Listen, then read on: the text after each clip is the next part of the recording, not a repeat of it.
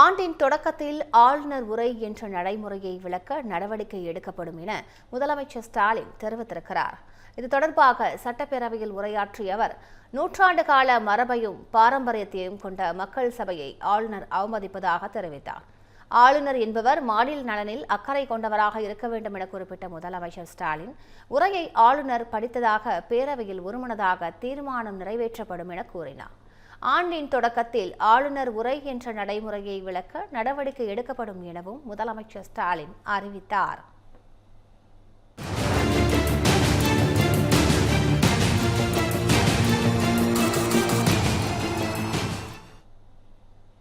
சட்டப்பேரவையின் தொடக்க நாள் நிகழ்விலிருந்து ஆளுநர் RN ரவி வெளியேறியதற்கான காரணம் குறித்து மக்கள் மாளிகை விளக்கமளித்திருக்கிறது. இது தொடர்பாக நீண்ட அறிக்கை ஒன்றை வெளியிட்ட மக்கள் மாளிகை, பேரவையில் ஆளுநரின் மைக்கை மீண்டும் மீண்டும் அணைத்து பேசவிடாமல் செய்ததாகவும், அரசின் உரையில் மக்களை தவறாக வழிநடத்தும் தகவல்கள் இடம்பெற்றிருந்ததாகவும் குற்றம் சாட்டி உள்ளது. மேலும் மக்களை பாதிக்கக்கூடிய பல்வேறு பிரச்சினைகள் உரையில் புறக்கணிக்கப்பட்டிருந்ததாக மக்கள் மாளிகை தெரிவித்திருக்கிறது. குறிப்பாக 12 லட்சம் கோடி ரூபாய்க்கு முதலீடுகள் ஈர்க்கப்பட்டுள்ளன என்ற தகவல் உண்மைக்கு வெகு தூரத்தில் உள்ளது என கூறியுள்ள மக்கள் மாளிகை, பல புரிந்துணர்வு ஒப்பந்தங்கள் காகித அளவிலேயே உள்ளன என்றும், தரவுகளின்படி தமிழகம் முதலீடுகளை மிக குறைவாகவே ஈர்த்துள்ளதாகவும் தெரிவித்துள்ளது. சிறுமிகள், பெண் குழந்தைகளுக்கு எதிரான பாலியல் வன்கொடுமை சம்பவங்கள் 55%, பெண்களுக்கு எதிரான குற்றங்கள் 33% அதிகரித்து உள்ளதாகவும், தமிழகத்தில் போதைப்பொருள் புழக்கம் காரணமாக கடந்த ஓராண்டில் 2000க்கும் மேற்பட்ட இளைஞர்கள் தற்கொலை செய்துள்ளதாகவும் குற்றம் சாட்டியுள்ளது.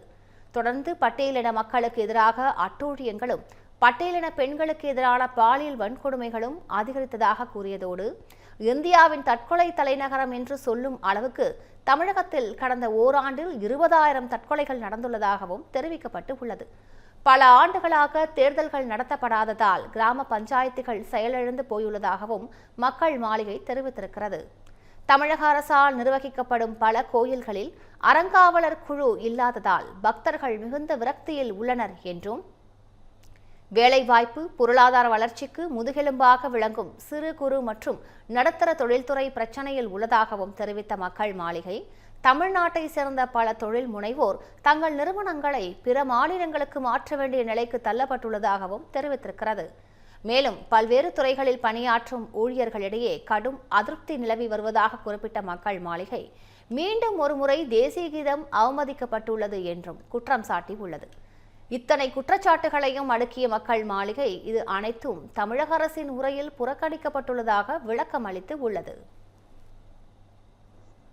இந்த பண்டிகை நாட்களை முன்னிட்டு வில்லா மனைகளை முன்பதிவு செய்து ஸ்டாம்ப் டியூட்டியில் 50% வரை தள்ளுபடி பெறுங்கள். Premium villa plots across Tamil Nadu from 4.5 lakhs to 3 crores. Wandeyar G Square. For details call 8939750009.